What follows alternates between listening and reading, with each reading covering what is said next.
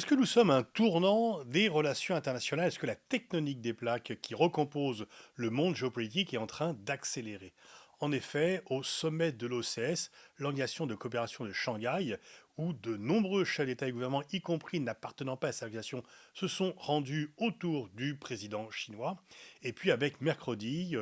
2-3 septembre, un immense défilé militaire pour affirmer aux yeux du monde entier la puissance militaire de la Chine. Le message qu'envoient tous ces événements, c'est que le monde n'est plus dominé par les Occidentaux, c'en est une preuve supplémentaire.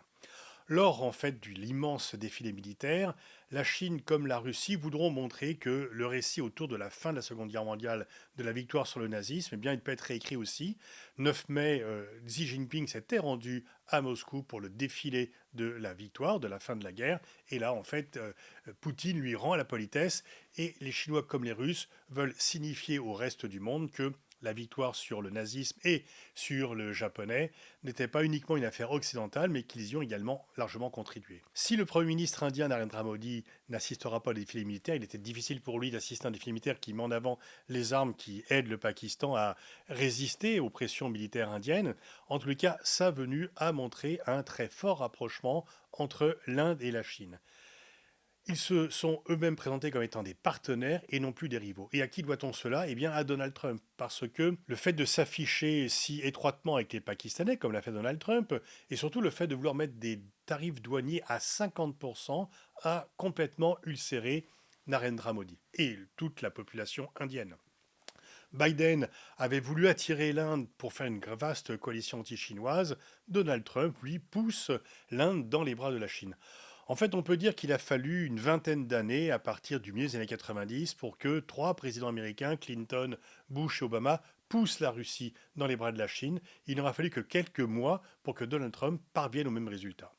Alors bien sûr, ce n'est pas une alliance en tant que telle, mais on voit bien ce bloc Russie, Inde, Chine, qui constitue à la fois un élément militaire important, un élément démographique important et aussi un élément économique important. On voit bien que, au-delà de leurs divergences, et on ne peut pas comparer la relation qu'il y a entre la Russie et la Chine, qui est plus étroite, que la relation, disons, renaissante entre l'Inde et la Chine, ce qu'ils ont en commun, c'est qu'ils veulent travailler ensemble pour ne pas dépendre du monde occidental, pour que ce ne soit pas les Occidentaux qui fixent les règles de conduite sur le plan international, et surtout pour que les Occidentaux ne prennent pas de sanctions. Le terme de sanctions que les Occidentaux mettent en avant sur la Russie et sur d'autres aussi, c'est quelque chose qui est complètement refusé par l'ensemble des pays qui ne sont pas occidentaux parce que ça a toujours été l'arme de la domination occidentale et que c'est intimement lié avec la domination occidentale du monde. Donc les sanctions, c'est un rejet massif de la part de ces pays et donc ils vont effectivement coopérer ensemble pour faire en sorte qu'une sorte de nouvel ordre mondial puisse se mettre en place, qui soit un nouvel ordre mondial qui ne soit plus dicté par les occidentaux.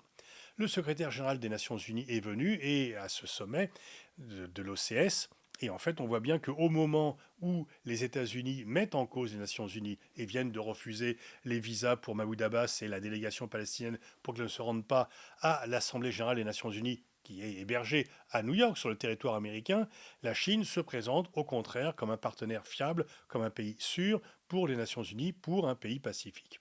Et en fait, le message que veulent faire passer aussi bien l'Inde, la Russie que la Chine, c'est qu'eux ne se mêlent pas les affaires des autres, qu'ils ne donnent pas des leçons aux autres et que chacun est libre de faire ce qu'il veut. Il faut remarquer que Erdogan est venu, qu'il y avait quand même 20 chefs d'État et de gouvernement et que donc ça a été un triomphe pour Xi Jinping qui profite finalement de la brutalité américaine, de l'hostilité que les États-Unis suscitent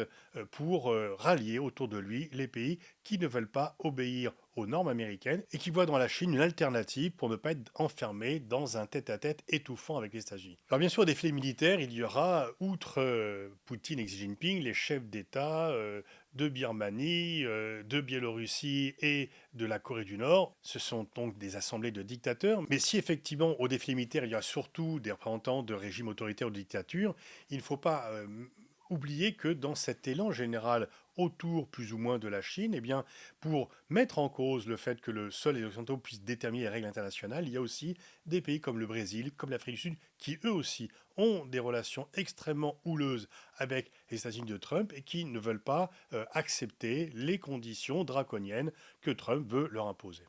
On voit donc que le monde non occidental coopère de plus en plus alors que le monde occidental est lui en difficulté. Du fait de la brutalité de Trump avec ses alliés, du fait qu'il considère que l'Union européenne est un ennemi pour des raisons commerciales et économiques, et du fait qu'il remet en cause l'existence même de l'OTAN et de son article 5. Mais les pays européens sont coincés, sont bloqués. Ils ont tellement peur d'être abandonnés par les États-Unis face à la menace russe et l'agression en Ukraine, eh bien qu'ils sont prêts à céder beaucoup à Trump. Ils ont cédé sur le montant des dépenses militaires lors du sommet de l'OTAN. Ils ont cédé sur l'accord commercial que Mme van der Leyen est venue négocier dans la propriété privée de Donald Trump, située en dehors du pays, du territoire de l'Union européenne, puisque c'était en Écosse. Et ils ont également accepté, donc cédé,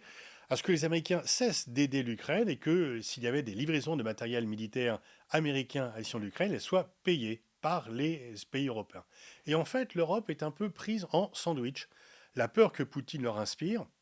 les pousse à accepter beaucoup, beaucoup trop de la part de Donald Trump, et finalement, Trump bénéficie de la peur que Poutine exerce sur les pays européens. Et c'est un piège absolu dont il faut sortir avec, pour enjeu majeur, ne pas accepter le démantèlement de la réglementation sur les géants numériques que l'Union européenne a mis en place et qui est attaqué par les géants du numérique américains, bien sûr, aidés par Donald Trump.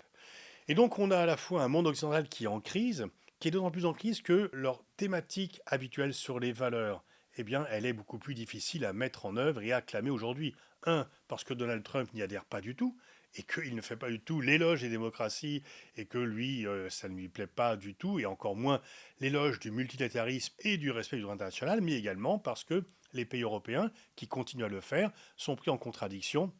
vis-à-vis de leur inaction par rapport à ce qui se passe à Gaza. Et si les Russes et les Chinois ont assez peu à faire du sort des Palestiniens, ils savent très bien que c'est un sujet sensible et qui leur permet d'élargir leur influence en mettant en cause l'hypocrisie, les doubles standards occidentaux. Donc un monde occidental qui ne constitue pas un bloc, mais qui coopère de plus en plus pour se dégager des marges de manœuvre, et un monde occidental qui est en crise, divisé et en perte de repères. Donc un moment important pour la Chine qui montre sa puissance et qui veut avoir un discours de puissance bienveillante par opposé aux États-Unis. Le slogan de Trump, c'est Make America Great Again. Xi Jinping pense que la politique de Trump rend la Chine plus puissante.